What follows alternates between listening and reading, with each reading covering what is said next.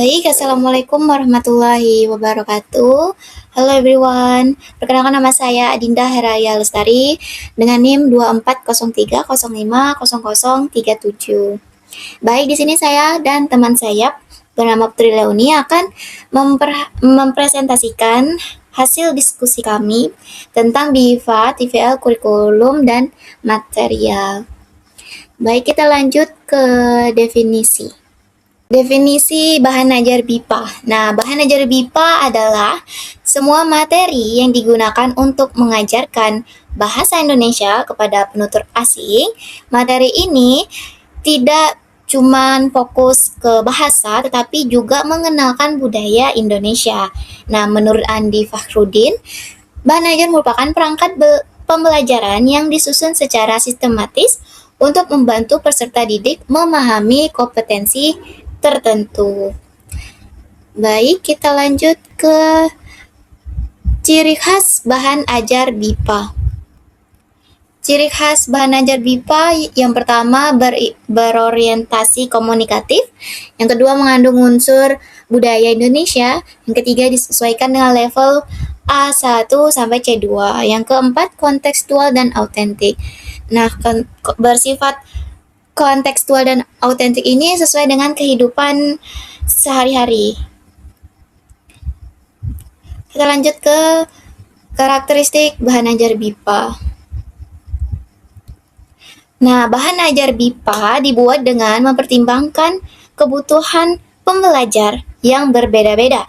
Contohnya untuk kuliah, untuk kerja, untuk liburan.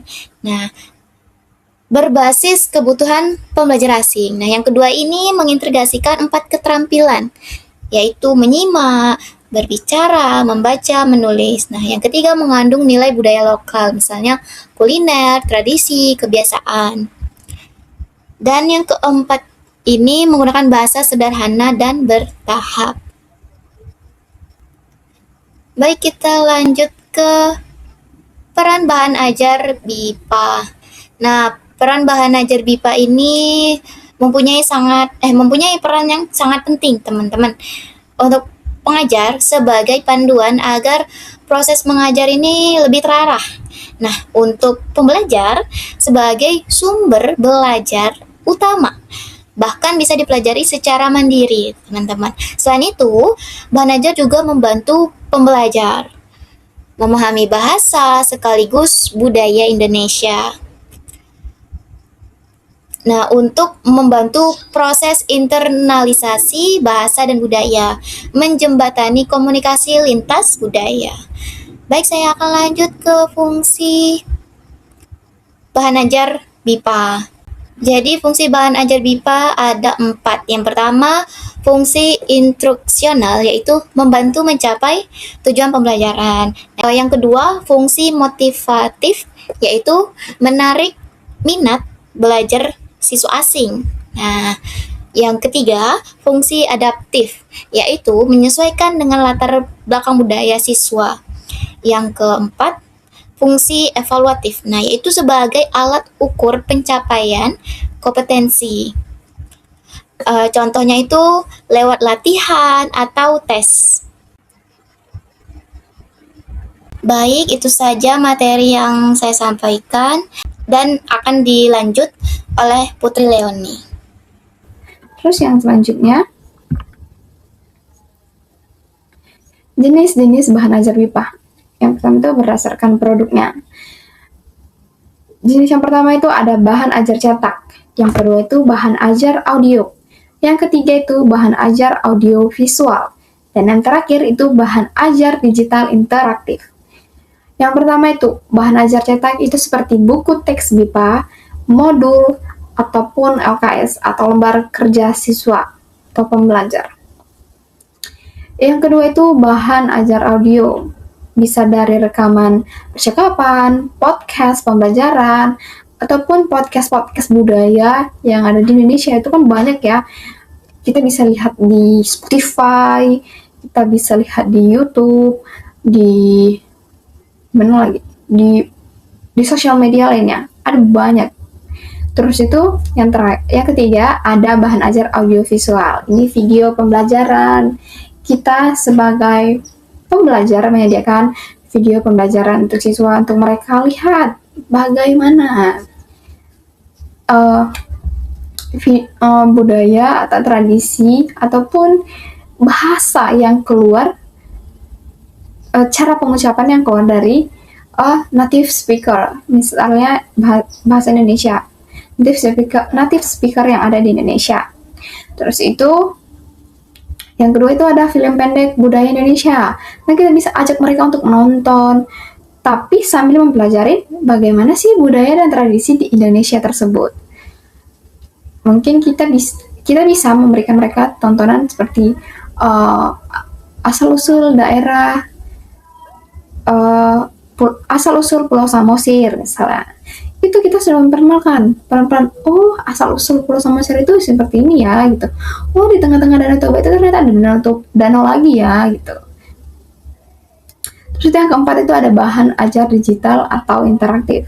Ini kita bisa menggunakan e-learning atau elektronik pembelajaran. Yang kedua itu aplikasi pembelajaran. Mungkin kita bisa menggunakan Kahoot, Kahoot, Quizzes, banyak aplikasi pembelajaran lainnya yang bisa menunjang proses pembelajaran ataupun proses pengajaran kepada BIPA, kepada pembelajar BIPA tersebut. Oke, selanjutnya jenis bahan ajar berdasarkan sumber. Di sini terbagi atas dua. Yang pertama itu autentik dan yang kedua itu buatan atau adaptasi. Autentik seperti brosur wisata, menu makanan, dan berita. Brosur wisata ini bisa kita lihat, bisa kita temuin ya. Mungkin ada salesnya memberikan brosur-brosur terkait tempat wisata gitu. Terus tempat wisata kita bisa juga bisa melihat di website di media sosial, di Google gitu. Menu makanan juga kita bisa lihat di mana-mana. Di setiap kita mengunjungi suatu tempat, rata-rata semua tempat di Indonesia itu sudah memiliki menu makanannya tersendiri. Terus yang ketiga itu ada berita. Berita kita bisa lihat di handphone, di televisi, di billboard atau videotron. Nah, sangat banyak informasi atau sumber-sumber yang akan memberikan kita informasi terkait tradisi dan budaya di Indonesia ataupun tempat wisata yang ada di Indonesia, terutama di Tanjung Pinang ataupun Kepulauan Riau. Terus yang kedua itu buatan atau adaptasi, materi yang disederhanakan sesuai dengan level. Jadi